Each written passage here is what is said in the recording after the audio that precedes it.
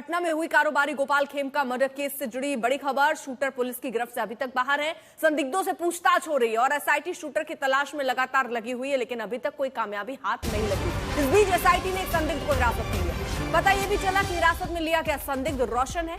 गोपाल खेमका के अंतिम संस्कार में भी गया था। इसके साथ ही यह भी पता चला कि इस हत्याकांड में कुछ और लोग भी शामिल थे।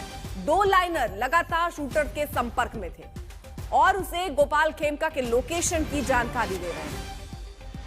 आरोपियों के पास से अब कई मोबाइल बरामद हुए हैं और एक एक तार अब जोड़ने की कोशिश होगी, जांच करने की कोशिश होगी।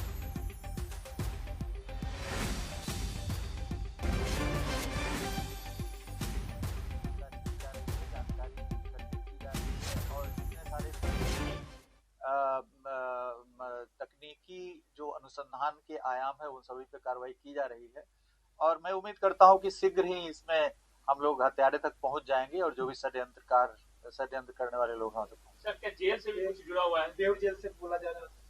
देखिए, एक पुलिस अनुसंधान की प्रणाली है कि जेल में चूंकि अपराधी संसीमित रहते हैं और उनको भी काफी सूचनाएं रहती है, तो हम लोग एक एसओपी है कि जेल के अंदर भी हम लोग आसूचना संकलन का प्रयास करते हैं और जेल के अंदर भी हम लोग सर्च भी हुआ है जिसमें कई मोबाइल्स वगैरह मिले हैं। कई लोग सस्पेंड हुए हैं जो मोबाइल की सेवा जेल बैरक्स में उपलब्ध कराते हैं उन पर, तो वहां से भी हम लोग आसूचना संकलन के जितने सारे स्रोत हैं सभी स्रोतों का दोहन करके हम लोग इस पे जल्द से जल्द उद्भेदन करने का प्रयास कर रहे हैं। Thank you. भी संदेह के आधार पे दर्जनों। शशिभूषण लगातार हमारे साथ मौजूद हैं। शशिभूषण, आप जिक्र कर रहे थे इस केस का और इसमें अभी तक क्या एक्शन और लिए गए, क्योंकि अभी तक तो हाथ खाली है, कौन है गुनाहगार वो पता ही नहीं चल पाया। और अगर जेल का जिक्र हो रहा है कि जेल से ये सब हुआ है, तो भी एक बड़ा सवाल फिर होगा कि जेल से आखिरकार कैसे इतने पूरे बड़े हत्याकांड को रच लिया जाता है।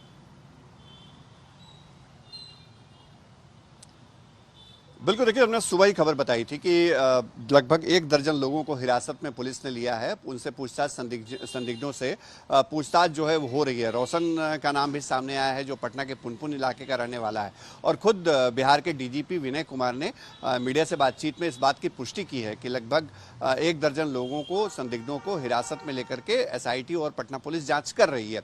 तमाम जो सीसीटीवी फुटेज हैं वो खंगाले गए हैं। पूरा जो गांधी मैदान का राउंड अप है, उस इलाके में जितनी भी सीसीटीवी कैमरे हैं सबके फीड को देखा गया है। बुद्धा कॉलोनी से लेके इनकम टैक्स गोलंबर तक के इलाके में जो गतिविधियां रही उस वक्त जब हत्या हुई तो उसको पूरा मॉनिटर किया गया है। और जो पुलिस, विनय कुमार भले ही ये कह रहे हो कि हम जल्दी क्रैक कर लेंगे, लेकिन जो हमारे पास जानकारी है उसके मुताबिक पुलिस ने लगभग 3 लोगों की पहचान इस मामले में की है, जिसमें एक शूटर और 2 लाइनर। एक लाइनर वो जो बांकीपुर क्लब पर मौजूद था जहां से निकले थे गोपाल खेमका, और दूसरा लाइनर वो बिस्कोमान टावर के आसपास गांधी मैदान के इलाके में था, जिसने इंश्योर किया कि जो शूटर खड़ा था गोपाल खेमका के दरवाजे पे वो अलर्ट हो जाए कि गोपाल खेमका की गाड़ी उनके घर के दरवाजे पे, गेट पे पहुंचने वाली है।